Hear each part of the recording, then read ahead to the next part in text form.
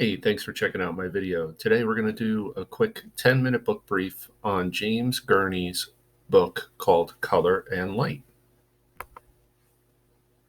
And when we go through this review, we're going to share a broad summary of the book, pinpoint the big ideas being shared with the world. We're going to provide some brief chapter-by-chapter summaries, share some of my favorite quotes, and then provide a little brief conclusion as well. Now, if you're not familiar with James Gurney, you should know that he is a contemporary painter of mostly realism. He is, in my opinion, one of the greatest living painters that exists, at least here in the United States, and also one of the best teachers. And if you don't already do so, you might want to consider following him on his YouTube channel, where he posts really helpful instructional videos that tend to focus on painting in mediums like watercolor, casein, and gouache, but he does touch upon a broad array of materials and subject matter all related to painting, and everything that he does is quite amazing, including this book. So the big ideas that I pulled out of this book, there were many, and it was really hard to summarize in this kind of sense, but the big ideas that I believe were being conveyed were that the relationship between light and color is of paramount importance for painters, even perhaps more important than the scientific process of mixing colors that is taught in academic color science coursework. In addition to that, perhaps maybe secondary and almost of equal importance, the fundamental concept of light and its situational behavior in different circumstances plays a crucial role in creating the visual world as a painter. The key principles can be used to more accurately understand and render scenes when applied to the painting process.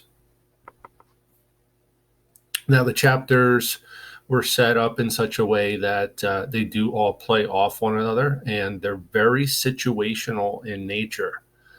And you'll see that as we make our way through. And there are 11 of them. In chapter 1, James Gurney focuses on light and energy and introduces the fundamental concept of light, its behavior, and its role in creating the visual world. Chapter 2 discusses the physics of light, where we dive deeper into the scientific aspects of light, explaining wavelengths and electromagnetic spectrum, easy for me to say, and how light interacts with surfaces. Chapter 3, direct light and form, explores how direct light sources impact the appearance and the perception of form, focusing on highlights, shadows, and surface properties. Chapter 4, color, discusses the nature of color, its perception by the human eye, and the color wheel, establishing the foundational principles of understanding color and art. Chapter 5, light and color, relationships, light and color relationships, explores the relationship between light and color, including how light influences the perception of color and how color changes under different lighting conditions. Chapter 6, painting materials and techniques, covers various painting materials and techniques to effectively capture light and color in artwork. Chapter 7, atmospheric light and aerial perspective, examines how atmospheric conditions affect the perception of light and color in art, focusing on creating depth and realism. Chapter 8, local color and optical effects, explores how our perception of color can be affected by surrounding hues and conditions, as well as optical effects that influence color perception. Chapter 9, color harmony and unity, discusses how to create cohesive and harmonious color schemes in artworks, considering the emotional and visual impact of different combinations. Chapter 10, the science of color vision, delves into the biology and physiology behind human color perception, shedding light on how the brain interprets and processes color. Chapter 11, visual perception and reality, explores the gap between what we see and what we perceive, heightening the role of the brain and interpreting visual information. And there were many really valuable quotes throughout the book. Here are some of my favorites. First, and these are mostly directly from James Gurney himself within the book. First, there is not a single brand of realism. Your paintings can be true to nature but emphasize different aspects of visual truth compared to another artist. The way you paint is a record of how you see. It will still be accepted as realism.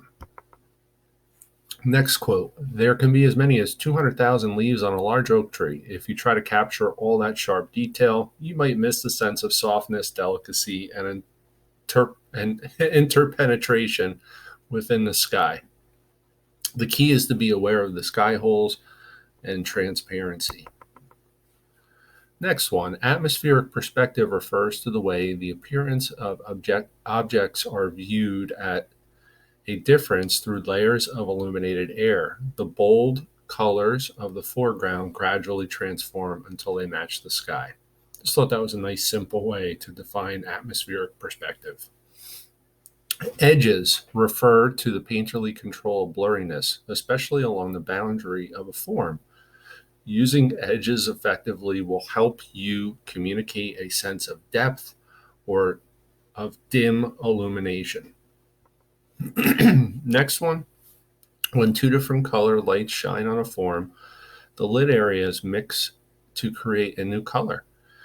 These mixtures of light behave a little differently from pigment mixtures. It's called additive color mixing because one light is added to another. Next one, when discussing the topic of gradation, like a glissando in music, a color gradation transitions smoothly from one note to another. The shift can occur from one hue to another, or from a light color to a dark color, or from a dull color to a saturated one. Then Gurney goes on to quote John Ruskin from his book Modern Painters from 1843. And there Ruskin, the quote that he pulls from Ruskin states that nature will not have one line nor color, nor one portion, nor one atom of space without change in it. There is not one of her shadows, tints, or lines that is not in a state of perpetual variation. That's kind of overwhelming, but true. And then there's a few more. A clear sunny day has three different systems of illumination: the sun itself, the blue sky, and the reflected light from illuminated objects. The second two sources of light derive entirely from the first and should be subordinated to it. Very efficient use of words, a lot said in that one little statement. And the last three here. Color and light are not separate topics, but rather closely related. And I think that's the gist of the whole book for the most part. Then viewers will see the subject, but feel the color and light. And I just love that one. That might be my favorite quote.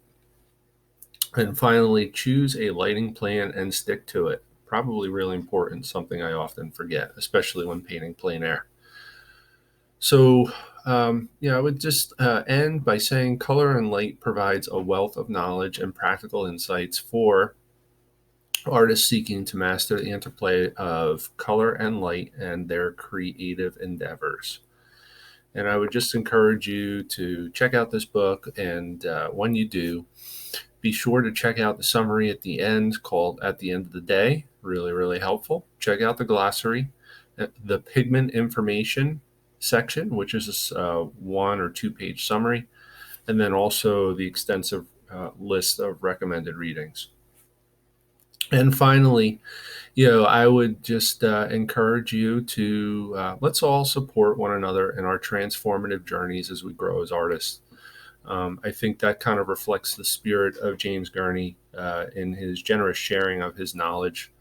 And if you are interested, if you enjoyed this summary, you might want to check out some of my other works. Definitely explore my channel and perhaps my website at thomasmichaelneiman.com. You can view some of my artwork and also have easy access to some of my summaries, my book summaries, my painting videos, and other things that I post out there. Thanks for checking out this video. Stay safe, stay well. Hope to see you again next time.